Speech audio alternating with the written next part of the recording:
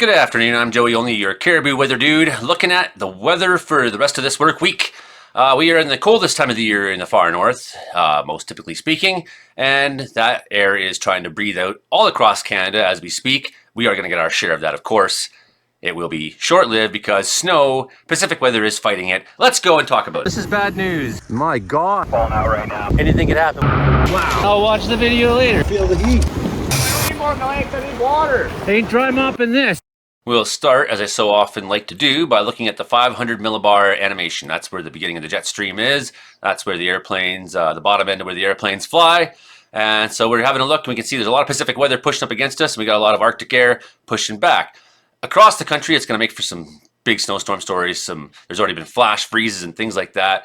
So yeah, that's our weather in a nutshell this next week. And now let's have a little analysis of what is actually going on. So yes, coldest time in the year in the far north. That's pretty typical right now. It's kind of like it's always coldest right before dawn kind of thing, you know. And here we are looking at tonight, and we see that cold air out in Punta Martinez. Gonna get it. We see that cold air pushing south. Temperatures dropping across British Columbia. We wake up Tuesday. That is going to help make for possibly a little bit of snow in Vancouver. Possibly will be cold enough for sure up the Fraser Valley for some snow to get there. So certainly I've been pushing back against the BC Weather Guys Facebook page there. If you go up to Fort Ware, no, not very warm up there. If you go on the Alberta side, the Rockies up there, it's going to be some minus 24s and temperatures like that on Wednesday morning around 5 a.m., right? So through the week, definitely not a lot of above zero unless you're in southern BC. Not extremely cold either. That mass of Arctic air is not really winning here. It's really winning in eastern Canada more so. The prairies will catch a blast through the weekend, I think. There you go. So models are a little disagreeing on this one here. So I've been looking at GFS, ECMWF. They think that still northern BC might be in the cold through the weekend. Most of the disagreements between these two models right now are slight, right? So we do know cold air is coming through the province. And we have a pretty good idea what that range of temperature will look like. Next 24 hours, so maybe 10 more centimeters hitting in Revelstoke by this time tomorrow. On Tuesday, we look at the next 3 days, look out through Monday, Tuesday into Wednesday, sort of. Yeah, could be a few centimeters in Vancouver. Okay. Could be, according to ECMWF. GFS, what do you think? Yeah, you seem to think so too. However, I also think when you look at rain accumulation, you see how big some of those rain numbers are. How much will fall as rain? How much will fall as snow? I think it could go either way pretty easily, and what's more likely is it's going to go the way of rain, right? And certainly whatever lands will probably get rained on in the morning when temperatures come back up above zero. So any snow that falls probably won't last very long, but you might have a few messy moments in Vancouver this week for sure. But it'll be really a rain story, I'm sure. But yeah, you could have some big snow. Could see some big snow in Vancouver this week. So, and if that happens, won't have happened when BC Weather Guys said it would have necessarily, but I will give him credit that I was kind of making fun of him, and big snow did happen. But we'll have to see. Does everyone agree with that? Icon model, it's a little more reserved in its call for Vancouver. It thinks a lot of rain is coming there, 63 millimeters, and it's not crazy by their standards, but despite not being crazy, it's happening. Big storm off the coast of Japan. Look at that one. That's cool looking. Okay, so here's our high pressure that likes to sit there off the coast of the western United States, and it's helping feed this pathway of moisture up into this low pressure system. How much of it are we going to land in BC? Let's have a look. What's going on. So as we've been seeing a lot this winter, sliding up towards Anchorage and sliding up towards Alaska, sliding into Juneau, big snowfall totals into there. Up the coast. It's got that same sort of track we've been seeing. Is this an atmospheric river? It has some characteristics that are much like that. Sure. But that's not, I don't think we're having that kind of a story. Nonetheless, big rain, big precipitation. Maybe you could call it that, looking at it. I haven't seen anyone else say that. Wednesday, 4 a.m., So you're really looking into the Kootenays at that time, and southwestern sea. Some of those South Coast mountains are going to get some big time snow and some big time rain. Some of the Vancouver Island mountains the same. You're going to have a mix, a transition from snow into rain throughout the day, right? The rest of BC, that central interior, you're getting a lot of a pass. There's going to be moments of snow for you. But I think if you're up in Prince George, McBride, Quesnel, up at the Pine Pass, you're going to be looking at some more significant totals for sure. Coming overnight on Wednesday, Thursday, still in the Rockies, in the Columbias, down by Cranbrook, down by Nelson, mix of rain and snow through Kelowna as you come in the morning. So that transition weather, yeah, we have that cold air is pushing against us, but we have this really warm flow of ocean moisture being fed by this big storm that just kind of wants to sit there and bounce around off the coast of Alaska. It's going to feed California. It's going to feed up into Idaho. It's going to feed even to Montana. Alberta's going to get some snow Thursday. That's on Icon model. And when you look at ECMWF, it's not very much different. Western BC, looking at snow on Tuesday for sure. That'll push into Eastern BC. Some of it's going to skip right over top of the interior. Maybe that'll allow for some more convection, like some of those storms we saw yesterday. There was a lot of thunderstorms in the South Caribou yesterday, and a lot of that is because we had this cold air coming down. We had this warm air. It was 16 degrees down in Penticton. It was chilly up north. The two of them clashed somewhere in the central part of BC, and that made for some spectacular thunderstorms. Whoever got to see that down around Canham, places like Horsefly Lake. So this is good news for our snow depth for sure. A lot of places still don't have very much in the central interior. Okay, but at least that area that doesn't have snow is getting smaller and smaller and smaller. It's starting to look more like what you would expect to see in a BC winter. So this is really good news.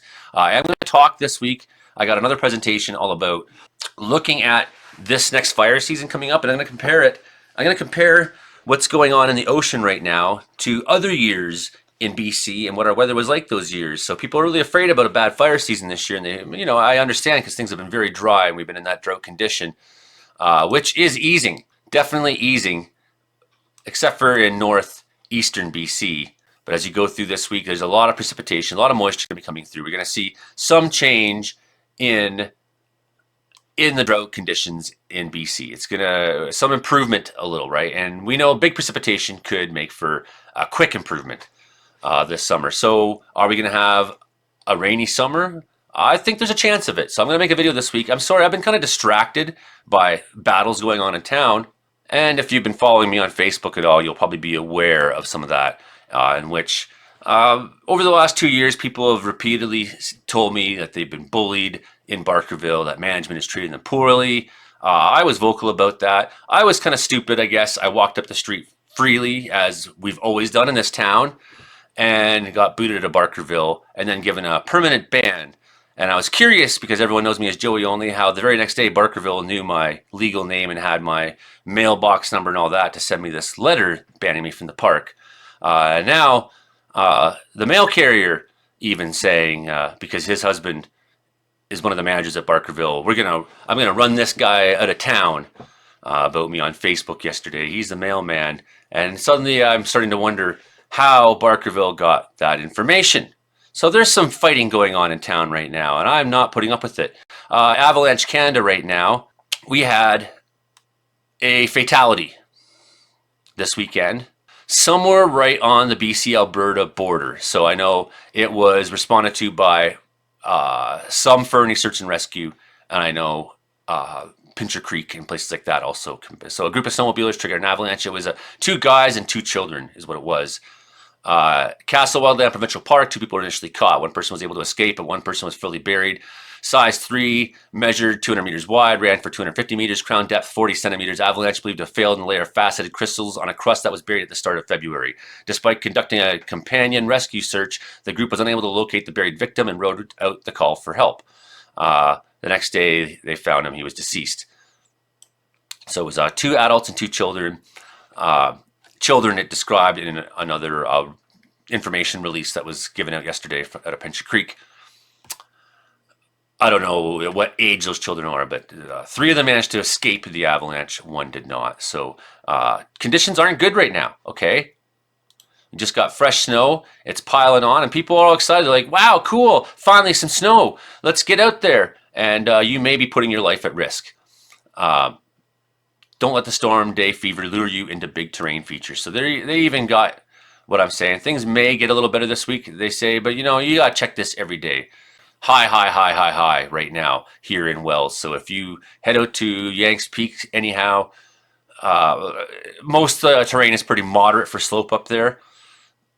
That may be an example of a safer place, but no, you got to be very careful right now. You got to be very careful and pick flat ground. You got to maybe trail ride, things like that, because people die every year, and it's needless. And we'll just give you this Avalanche Canada forecast. Light to moderate flurries expected over the region except Yukon. Arctic air spreading southward. Drying trend to the BC coast. Very cold alpine temperatures, minus 15 to minus 25. So the coldest air is up at the higher levels. That's another thing that we got to kind of keep in mind, that you may be underneath where that very cold air is as it moves in. So you may not be experiencing it quite yet. It may be above you. That's partly why we had thunderstorms yesterday. On Tuesday, the Arctic air retreats eastward as an equisistal frontal system approaches. Very cold alpine temperatures will begin to moderate. So it's not going to last very long, the coldest of this cold. We get through tonight, get through most of tomorrow. We'll probably start be looking back to seasonal values. And maybe better. Seasonal values for sure. Expect moderate to strong southwesterly ridgetop winds, light to moderate snow late Tuesday. So more or less, that's what we're looking at this week.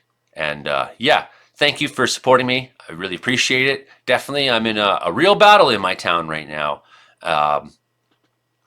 It's difficult. I guess the thing is, for a while I felt this pressure and I felt the toxicity, and I think I finally realized I have a face to it, so I'm able to make better sense of it.